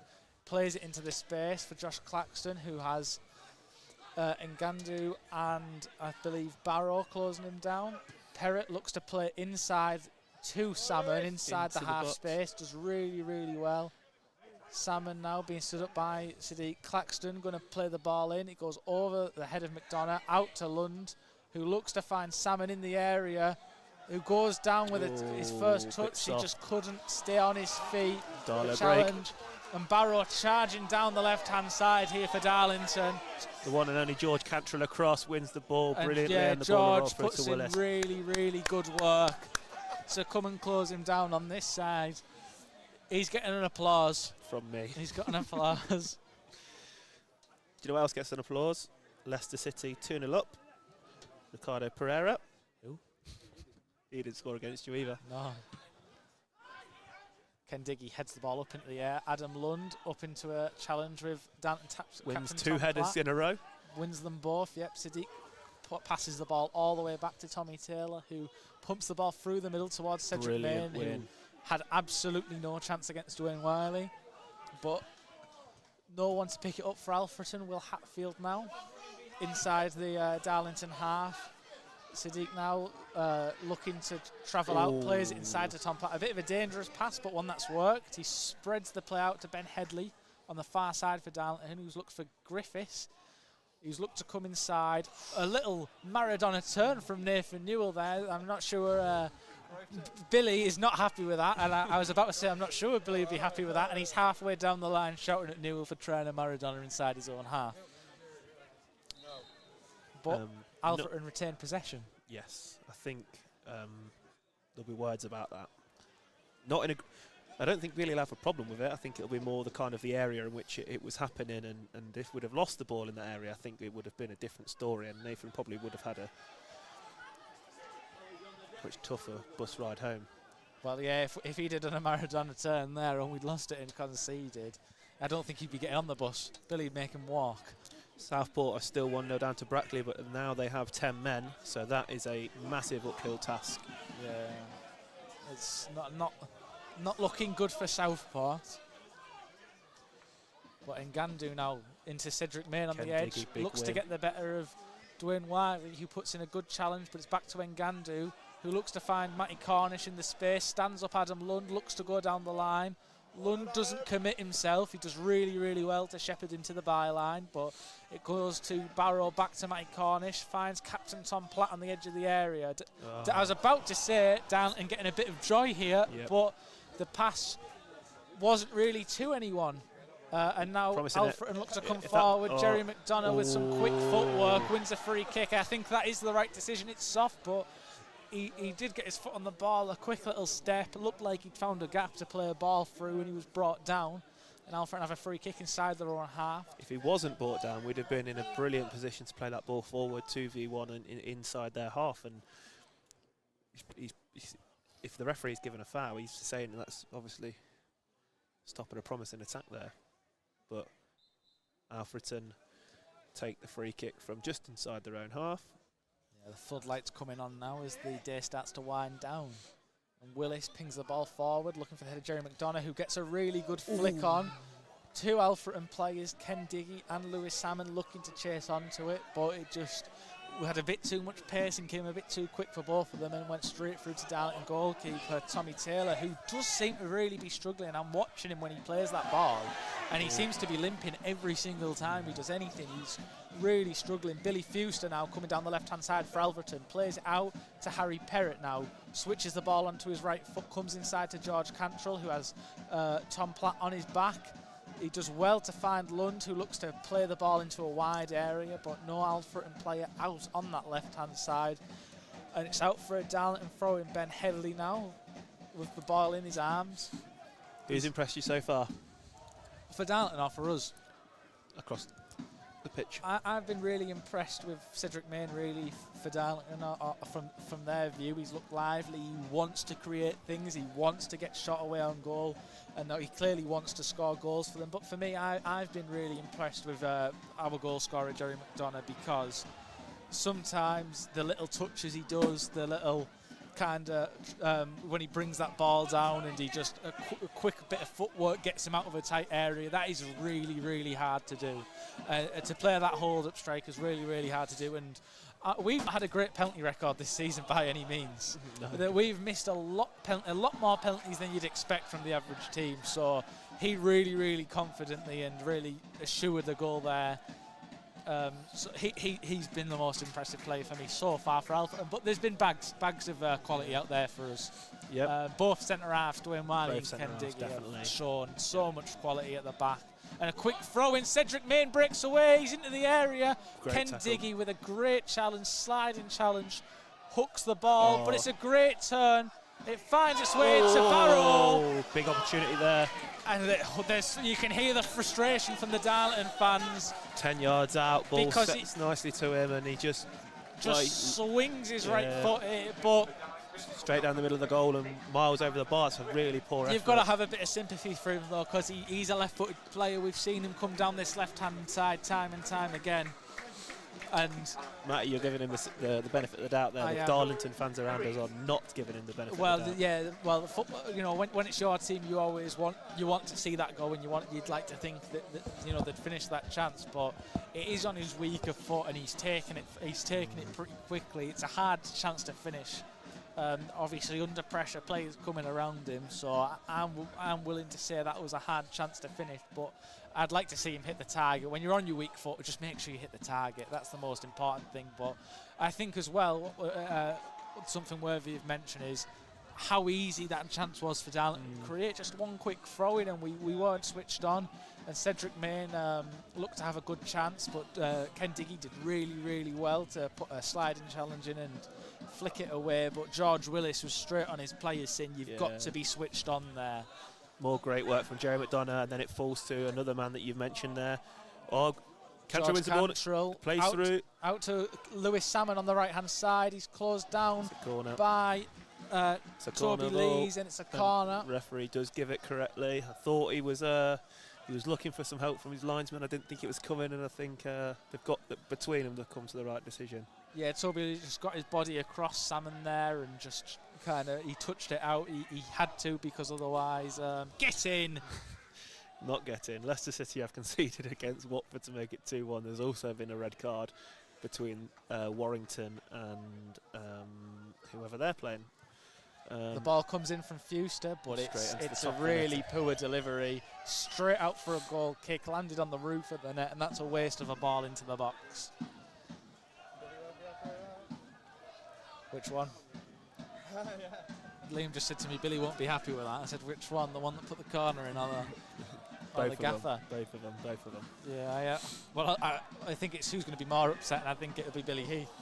Darlington playing the ball short from the goal kick into their own box. Looking to play out from the back. The referee has not been giving them all afternoon, and G is around the ground. G is around the ground because the referee hasn't been given those, and he's changed his mind on what he's going to be given this afternoon. Ball comes quickly, but Salmon gets a flick on, knocks it out. Darlington look to see if that quick throw-in was on again for Cedric Main down the line, but it's not there, and Matty Cornish picks the ball up deep in the attack. Siddiq now. Darlington fans raising the volume in the venue today.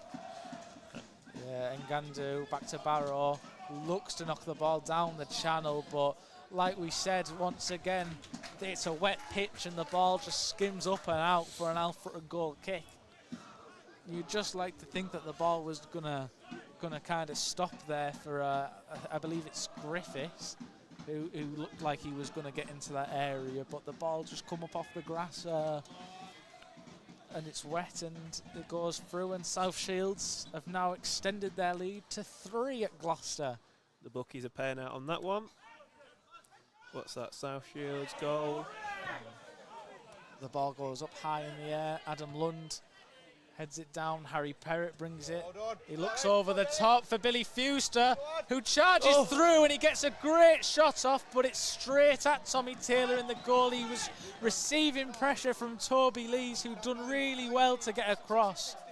But Fuster so quick there, that burst of acceleration to get in behind and get on the end of that, really good, but it was a hard one. It was a bouncing ball to bring down. It went with power, but unfortunately not the placement it needed to find the back of the net, but really promising stuff for Alfreton.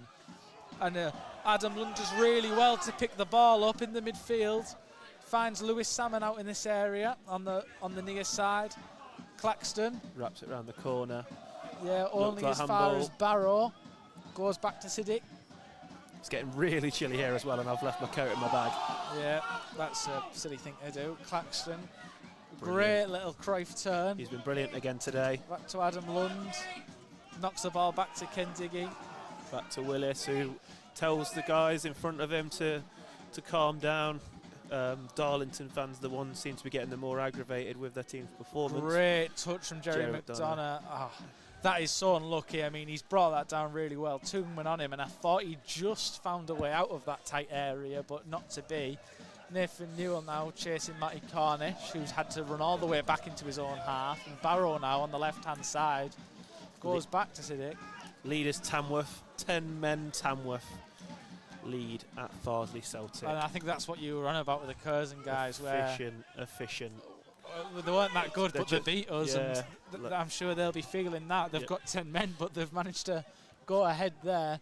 Scunthorpe will be thinking, what do we have to do to catch these guys? Because they just seem to always be on it. I mean, it's a free kick to Darlington. Nathan Newell might go into the book, scuttles off, gets as far away from the referee as he can. Probably running over to his dad. Well, the referee doesn't book Nathan Newell. Chester 2. The Darlington fans are pushing on Cardos to get into the box. He doesn't go. The ball comes in. It's headed away by Josh Claxton. George Cantrell flicks it forward. Perrott looks to pressure. Win the ball here. Will Hatfield does really well to beat the challenge from Cantrell. And Cantrell's going to find his way it's into his the routine yellow card. Normally he picks those up, more cynical fouls. That one's more of a just out and out bad tackle, I think. Cantrell often picks up a yellow card. He's thrown in a left-footed slide challenge there on Will Hatfield after he did really well to get away from Cantrell's initial challenge. He put the slide tackle in. I mean, it wasn't with any malice intent, but the touch from Will Hatfield took the ball away from Cantrell, and he just took the player and not the man, and he's gone into the referee's book. Oh, and that goes. And from the free kick, the ball went into the box, headed away, found Will Hatfield on the edge of the box, who nearly put it over the back fence.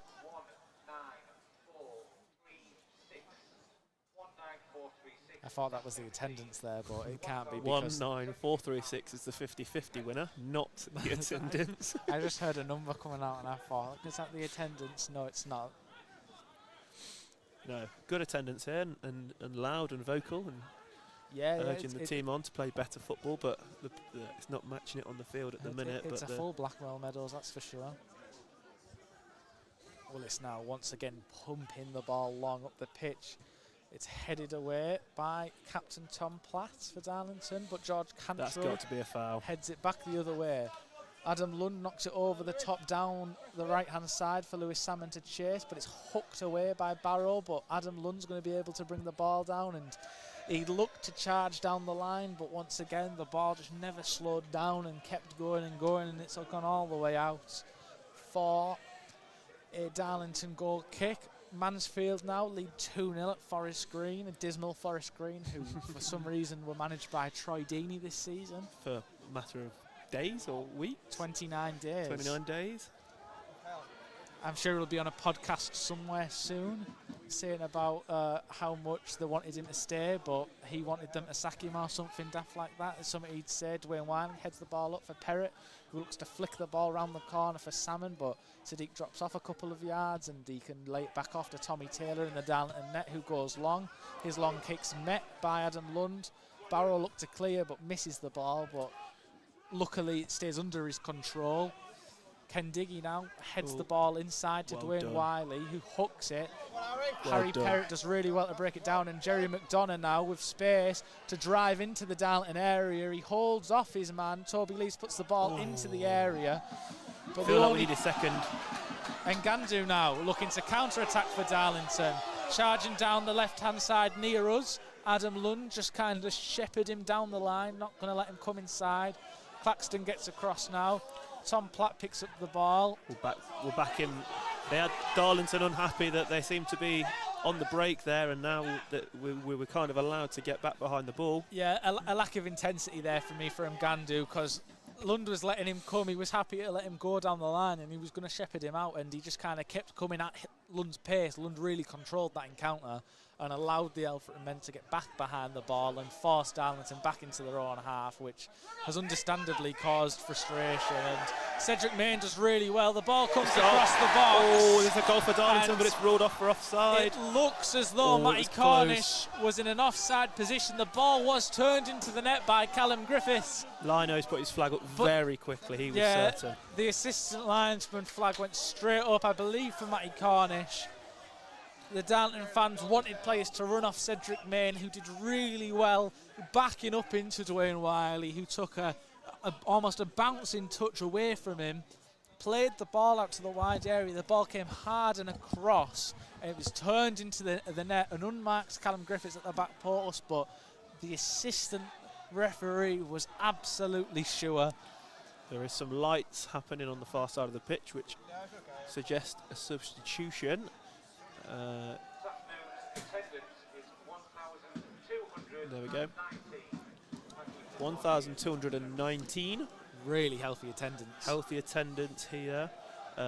Sheffield United have extended the lead once again to 3-1 at Luton, the worst stadium in England. No. Some people love it. I hate it. I'm just really concerned about the Leicester result. I didn't think we'd win today. I did mention on the bus here that I thought Leicester would drop points. Our pre-match suggestions are looking quite healthy here. If we can pick up a second or a third.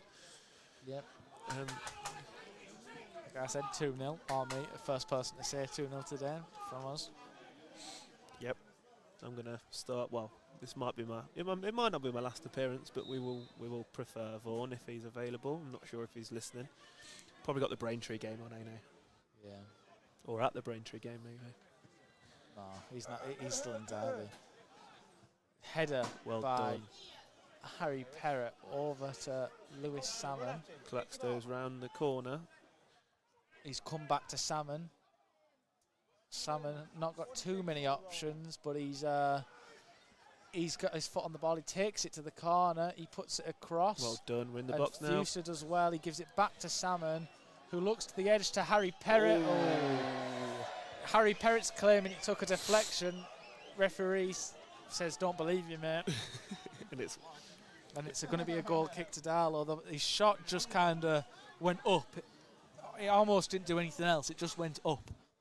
It's come down with snow on it. Yep. Ball back in play now. Well, ball ready to come back into play. I think it's a different ball. Tommy Taylor goes long. It's flicked out. Darlington have a throw in now. I think Matty Cornish or Headley. It looks like Matty Cornish looking to take this throw in quickly, but no one's. Oh no, it's Headley, and he's throwing it to Matty Cornish. Back to Headley. Into the middle to Cedric Main. Rides 2 or 3 challenges, but can't ride the third one as Nathan Newell wins the ball, but it comes out to Platt. And Harry Perrott does really well to intercept a pass to Will Hatfield, but can't quite get control of it, and Will Hatfield regains possession for Darlington. Borrow now on the touchline near us, looking for a runner inside. He cuts inside past Lewis Salmon, back to Will Hatfield, who'll bring the ball back out into the wide area.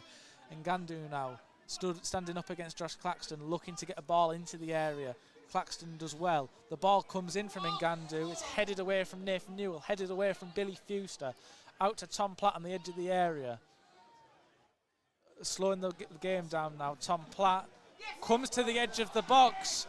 And Griffiths cuts in on that left foot, and it's a great save from George Willis. He's done really, really well to beat that ball round the post. Yep, great save. Darlington with some great build-up play there. Credit where credit's due. They've done really, really well, but Willis just matched it and turned it round the post. Darlington will have a corner now on that far side. Feels like an important moment in the game, that. Yeah, that could be. That's a really big moment, and that's the thing with a goalkeeper like George Willis. Obviously, we've brought it up more than I'd like to. There's a lot going on in the middle of that box. It's bouncing in the Alfreton 18-yard box. Cleared. As far as Ben Headley, who looks to knock the ball back into the corner, but there's absolutely no Darlington players there. A waste of possession, really. Willis being instructed by the referee to get the ball back in play quicker. He seems as though he wanted to talk to his defenders before going to retrieve the ball. Darlington have got some ball boys and girls around the pitch, and we're quickly... I was once one of them. You were once a Darlington ball boy, yes. The game got abandoned that day. Referee pulled his hamstring. But yeah, Willis, I don't like to keep bringing it up because he's a really, really good goalkeeper, but that mistake on Tuesday night, and I think he's more than made up with it for the 2 saves he's made today. He's a goalkeeper who will win you know, 6 or 7 points across a season with moments like that, big saves like that, especially at 0-0, 1-0 up.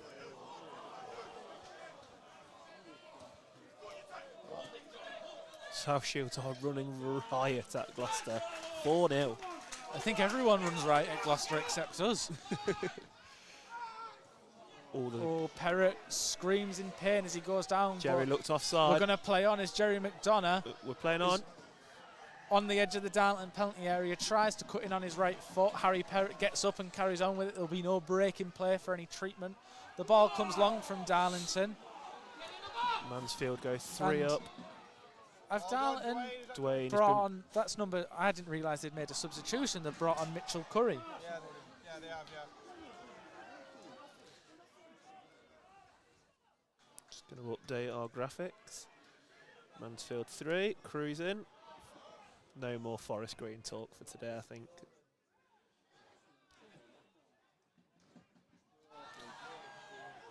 Ken Diggy clears. It's Jerry McDonough who brings the ball down really well. He holds it up. He goes back. Adam Lund looks to play it long. Will Hatfield. Yeah, we get some enviable tasks of picking the nominations for the Twitter man of the match. At the minute, I'd be looking at Ken Diggy, Jerry, Willis and Wiley. Cedric Main finds his way into the area again. He shoots and it's tipped over by George Willis. He is absolutely superb today, George Willis. We talk about the mistake that cost us the first goal at Curzon. He has been flawless today, George Willis. We got a comment from Alfie, just joined. How have the boys been playing? Well, it was a pretty boring first half. After the first 10 minutes where there was chances galore, we saw Dwayne Wiley nearly score from 45 yards out, which was really a clearance. But this second half, it's been a much more convincing display. The corner comes in from Darlington, and I think it takes a touch off Toby Lees and goes out for a Alfreton goal kick. But yeah, back to that, the boys are playing well. I've been particularly impressed with Jerry McDonough up front, who's been really, really important, got our goal from the spot. But Ken Diggy, excellent. Wiley, excellent. Cantrell, obviously, always excellent. Willis, excellent. So a couple of lads have had quieter games, but that as long as they're not playing bad, you're not noticing they're doing things wrong. They're playing pretty well in my book, so it's... successful so far. It's a successful day so far, yes. Good win. And Jerry McDonough has hands all over him. He goes down, but the referee is uninterested in giving any sort of free kick there. The Darlington player still down. Barrow comes inside to Curry, I believe. He goes back to Will Hatfield. There's nothing going forward here, and Darlington fans are growing more and more frustrated because they're getting in these good areas where they look like they're building an attack. And as soon as any sort of obstacle comes in the way, they turn and go the other way. And Gandu now being challenged by Josh Claxton, who's ventured up to the halfway line. Handball. That's got to be handball. There's a appeal for handballs. Darlington fans frustrated because I think they can see where the ball needs to be played and where the run needs to be made, and It's not happening. It's not happening. Adam Lund now pressured in Sadiq, and he does Brilliant. really well, gets a foot in, the ball's up in the air. And Gandu's going to look to bring it down. Pressure from Salmon, he chests it out of touch. And away. Alfreton throw. Clackstone looks like he's taken Yeah, a bit of a knock. Claxton holding the back of his hamstring. Referee getting some grief in and around us. Darlington fans very unsympathetic for Josh Claxton. Apologies if you heard any poor language. Liam sticking up for Josh Claxton on the side. Got any questions about the game? Drop them in the chat. We're happy to answer them. I know, unfortunately, we can't bring you the coverage today. It's because of the FIFA rulings of the blackout, and Tuesday nights we can't for Vanarama rules, which we're hoping might soon change. But visually, you get us. But if you've got any questions about what's going on, drop them in the chat. Darlington fans are seriously unhappy that their player has been asked to stay. The referee stopped play there. The Darlington fans weren't happy. Curry plays it back to Hatfield. Cantrell on the prowl, but he gets the ball out to Toby Lees on that right-hand side. Cornish back into Lees. A little bit of link-up play. The ball played towards the corner. Looks like it's going to run out. Yeah, Dwayne Riley can just see the ball out there as Cedric Main chased hot on his heels, but no issue there for Dwayne Riley. It was a big ask of Cedric Main to get there. I mean, we can clearly see he's got the speed, but they were asking a lot of him. Well, we are entering the final 10 minutes of this game. Looks like we've got another sub coming up. Darlington have knocked on the door, but it's gone unanswered. Obviously, we are not Billy Heath, but if you were, what would you be looking at on the bench? On the bench, for me, Sean Brisley, because it's going to become a bit of a dogfight where that ball's going to come in up in the air. It's going to come in. The two centre halves have been absolutely superb today. Yep. The pair of them, really, really good. I can't see either of them coming off. I think it might be a change to maybe put an extra one in there, maybe. Maybe an extra one, or maybe just give one of them a rest. I mean, they've both been brilliant. Ken Diggy again just pushes the ball out. Yeah, just sees. I think Curry there was challenging, and he just uses his body to. Jake Day may make an appearance. Jerry's been brilliant all afternoon, but he's had a tough battle in there. He might look to freshen it up and maybe give us.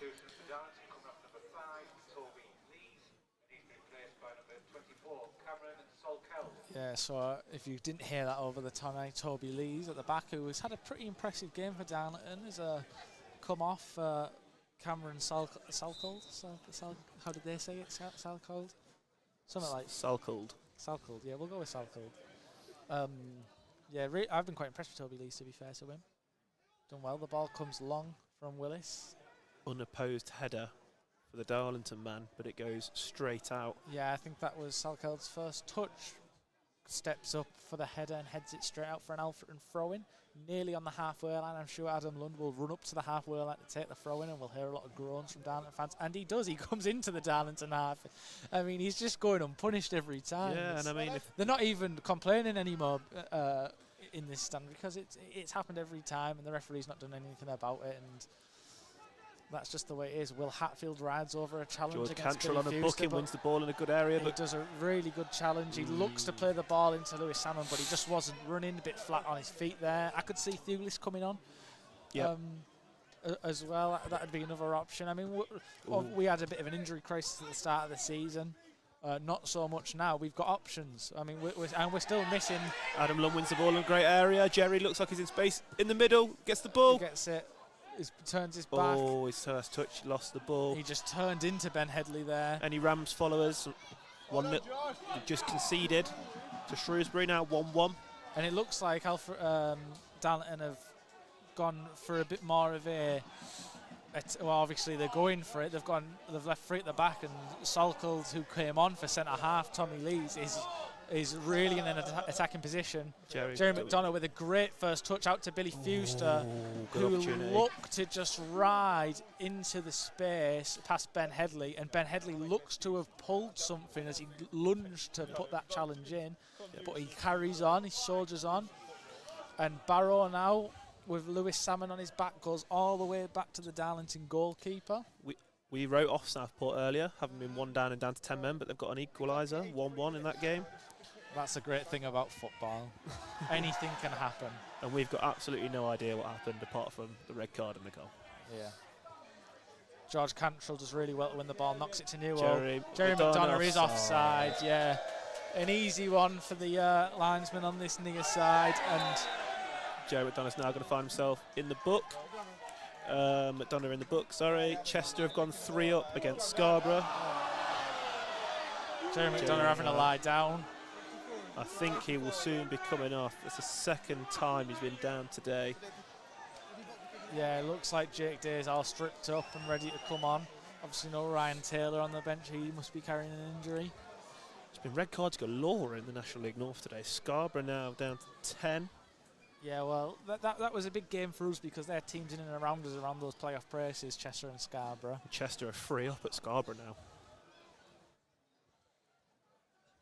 Yeah, not ideal for Scarborough. Scarborough, who were struggling when we played them, and now are up in the dizzy heights of the playoffs. Clackstone getting some grief from the supporters around us. We can't hear what's being said because we've got headsets on. No, but it looks as Jerry McDonough is coming off for Jake Day. That is something we did anticipate happening. Whether that's because of the injury, well, it probably will be. But I think that's something we could have seen happen anyway. Yep. And also, it looks like is that Maybe a second down. there is 2 substitutions over here, and it looks like Harry Perrott is going off for the young George Dickinson on loan from Sheffield United. Oh my God, Southport have gone 2 up. They've gone from 10 men, from 1-0 down with 10 men, 2-1 up. We wrote them off. Well, that's a poor result for Brackley as well. It's a good result for us. Yep, definitely. Really good result for us. Brackley dropping points there. Doesn't matter if we can't hold on today. It's not been Brackley are getting beat 2-1 by Southport. 10 men, Southport. So double substitution. 5 minutes left of normal time Cedric to play. Lane backing up into Dwayne Wiley. George Cantrell looks to get in a tussle off the ball. Referee Cedric Main nowhere looks to play near the it. ball out to Ngandu out on this left-hand side. He cuts inside. It's blocked. His ball inside is blocked by Lewis Salmon, who gets away from the challenge, and he has time and space. 3v3 and and it's a slip. He just looks He's to come done well to win inside the ball, Barrow. though. He's done well again, but Barrow steps up again. Hatfield hacks down George Willis. There was a foul on George Cantrell, but there was a tug from Fewster before. Will He's gone Hatfield's down going to and get he's away been with pulled off that the one. ground. Looks to be getting a bit silly. That's silly from Barrow. I mean, I don't know what he's doing There because is a card in the hand of the referee. there's no doubt Unsure that who it's Cantrell going was to. booked. He's showing the referee, he's pulled his sock down and saying, look, like, I'm not milking it. He's going to, and that is ridiculous, referee. No, he's That got is it wrong. The referee has given a second yellow card to George Cantrell, but he's not given a red. It wasn't him, he was fouled. So the referee has booked George Cantrell. Oh no, he's given the yellow card to the second player. So it looks like he's. The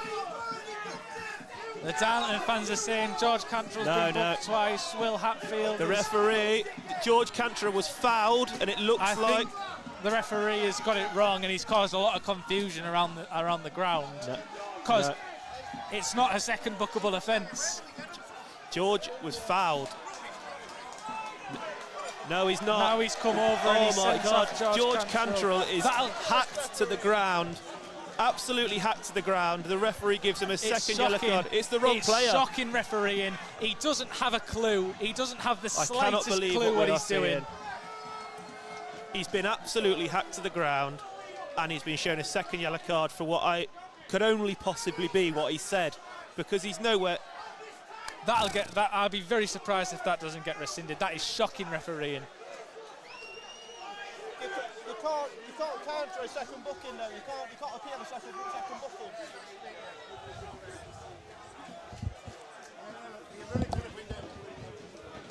I can't believe what I've Was the seen. one that was fouled on the second one. I don't. He wasn't. We think potentially that the Fuster was the pull, but George Cantrell looks like he's been booked Yeah. So for the Fuster pull, I would say. But George Cantrell didn't commit the foul. He was the one fouled. The referee's had an absolute nightmare there, unless he's trying to give him it for time wasting. But it's stupid. He's been fouled. Well, the referee gave him the yellow card, and it took him a minute to give the red. It was only because Will Hatfield realised, ran over and said, you need to send him off. The ball comes into the area now. Cedric May knocks it down. Curry's there. Hatfield's there. But it can't find its way into the net. Willis is on fire, and if we get 3 points here today, he will be a massive part of that. What a save again. That is a great double save from George Willis, and he stayed down. He's having a stretch. He's done really, really well there. It looks like we're setting up for a goal kick. George Willis is going to ask for the attention of the physio, which will add more time on. I think we're probably going to be looking at 6 or 7. Yeah. I mean, I'm still absolutely stunned by how a referee can do something so stupid.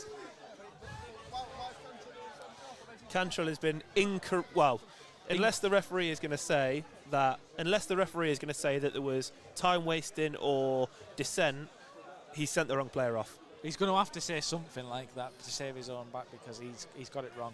For me, he's got it wrong. I think he's realised he's made a mistake, and he's had to. Match has ended. Chester 3, Scarborough 0. We are now South Shields 5, Gloucester 0. Sean Brisley now. Just in disbelief, Matty. Yeah. Looks like Sean Brisley's coming on. There's lots of fans around who seem to be leaving. I mean, they're watching a team that's now got 10 men. A team that's we've got an entertaining end to this game. Okay, say that. I think maybe just because when Southport have extended the lead with 10 men to 3-1. 6 minutes of added time. Lots of watts ring around the ground. We saw 5 minutes in the first half when the ball barely left the pitch, and we've seen a sending off. Lots of. Well, what's going on here? They're holding up the wrong number. It's Lewis Salmon's coming off, and Sean Brisley's coming on, but they've held up number 1, which is George Willis. But George Willis is not coming off for Sean Brisley. It's all turned a bit crazy here, hasn't it, Matty? Yeah, Salmon off, Brisley on. This wouldn't be happening if Vaughan was here. No, it wouldn't.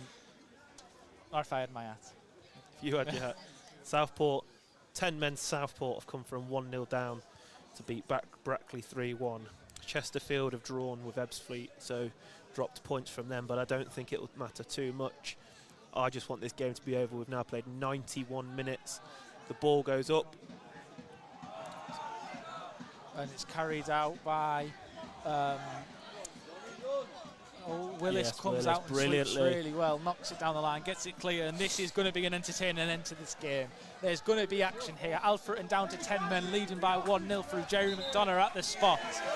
And the referee, he's a brave man to pick Darlow up for that, because Adam Lund's been doing that all game. Tells Barrow, get back, you need to be another 5 yards back. Brilliant. George Dickinson does really well. JJ's running through. Jake Day through the middle. Jake Day strikes! That is a great goal from Jake Day, who charges through the middle after a really good interception from George Dickinson.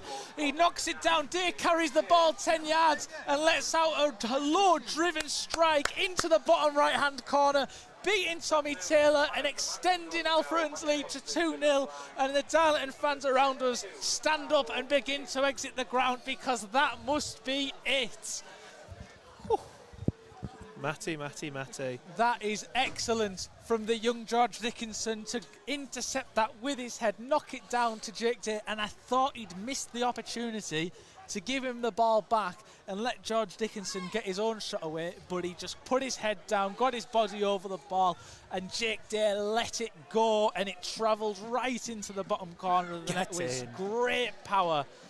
And that is it here. There are a few minutes left, 3 minutes left, but surely Alfreton have 3 points in the bag now, even with an unjust red card for George Cantrell.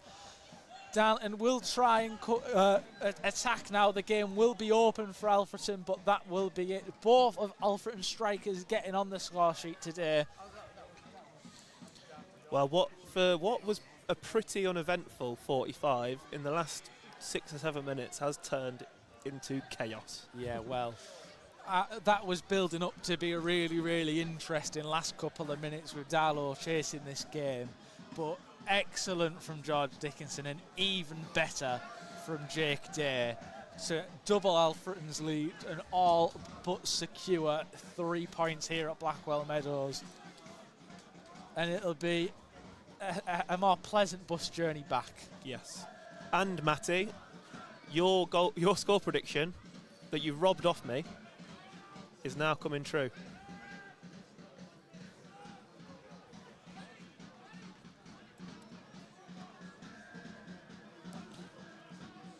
Mansfield now 4 up against Forest Green in the 97th minute. Darlington coming down the right-hand side. The ball comes into the area to Tom Platt, going as far as Harry Perrott, who is happy to just clear the ball out of play for a Darlington throw-in. Fans in the comments are loving the fact we've gone 2 up. Thanks for viewing. 30 of you with us now. We will be back on Tuesday night. Obviously, we are hoping to see you in the ground, but if you can't be with us in the ground, then please be with us on the stream. Josh Claxton does really well out to Ngandu, who looks to put the ball back in. Tom Platt heads it up into the air. It's challenged by Cedric Main, but it's cleared away. George Dickinson really well again there to get the ball out of play. The ball's come back in. Claxton heads it away only as far as Barrow, who's going to let one go, and Willis it's tipped over the bar by George Willis. Really well off the ground there. Good strong hand to guide it over the top of the crossbar. You'd be a brave man to bet against George Willis for man of the match. Yes. I mean, it's a really tough one because Jerry McDonough has been really impressive. George Willis has been really impressive. The substitutes have been really impressive. The 2 centre-halves has been really impressive. We have been really impressive. It's struck from Barrow again from distance. That's your 5. That's 5 added on. Played. Lots of notifications for matches over coming through. We'll go through them once we've done here. Well, a lot of games won't have had it as much stoppage time as we've had. We've had 11 minutes total stoppage time to play with both halves added together. But we enter the final minutes. Alfreton lead 2-0 here at Blackwell Meadows. Goals from Jerry McDonough and Jake Day. Red card for George Cantrell. One we don't quite understand what it was for. We know it was a second yellow. We don't know why he got a second yellow, because he got fouled. George Dickinson pressuring Ben Headley, who sends the ball long only to Nathan Newell, who heads it away. Cedric Main will pick the ball up around the halfway line for Darlington.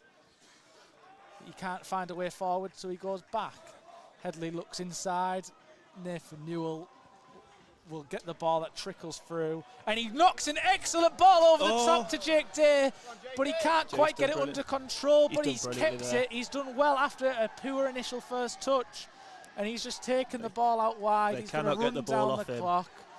Brilliant. Goes back to Lund. I mean, the initial ball from Lund was really good. Jake Day looked in behind. He was onside. He was running in, but the ball bounced and hit the behind of his right foot and just didn't find its way through. Lund hooks the ball away, and Ngandu looks to pick it up. He's challenged by Perrott, and Lund picks it up, and he's happy to just let the clock run down. Kick it into the corner. He knocks the ball towards the corner. Barrow chases it. He looks to keep it in. As the match coming to a close, we will be conducting the interview with Billy Heath after, so if you've got any questions for him you'd like us to put to him, put them in the comments. Looks like we could be seeing what might be, goal kick goes short, might offer an opportunity for the ball to be pumped in. Yeah, and Alfie brings up a really great point there. A push for playoff. This game was important. We've got 3 home games on the bounce now, and I think getting this win away from home gives us much needed momentum if we are serious about the playoffs this year. We need to get momentum, and this is really good momentum. When in the face of adversity, where we were up by 1, a red card, down to 10 men on such a good player in George Cantrell. Will be a big miss for us. Yeah, well, it takes a week to As we know, register, yeah. so he will be available on Tuesday for South Shields. Jake Day has been incredible. Exactly what we needed to come off Yeah, the bench it's today. really good game management from Billy Heath. Really, really good game management. And that's the end. Boos ring around Blackwell Meadows. Yeah, a game that started really, really lively. Darlington with the first chance of the game. A great save from George Willis kept them out when they knocked on the door early on. Dwayne Wiley came closest in the first half for Alfreton Town when he took a shot from some distance that just went over the bar that left Tommy Taylor really, really guessing. Then, as the second half restarted, Jerry McDonough lost a challenge to Cardo Sadiq, but Ken Diggy picked up the second and was fouled by Sadiq in that second challenge and won a penalty, which McDonough dispatched expertly down the middle to give Alfreton the lead. The game was winding down. Darlington had the ball in the back of the net at one point, but it was ruled offside. George Cantrell picked up a second yellow for what we're still not sure for, and it looked like Darlington had a chance to get a point from this game, but Jake Day off the bench, who did really well following some great work from George Dickinson, saw the 3 points into the bag for Alfreton Town, and it's ended here at Blackwell Meadows. Darlington 0, Alfreton Town 2. Thank you all for watching, and we'll see you on Tuesday night against South Shields. Get in.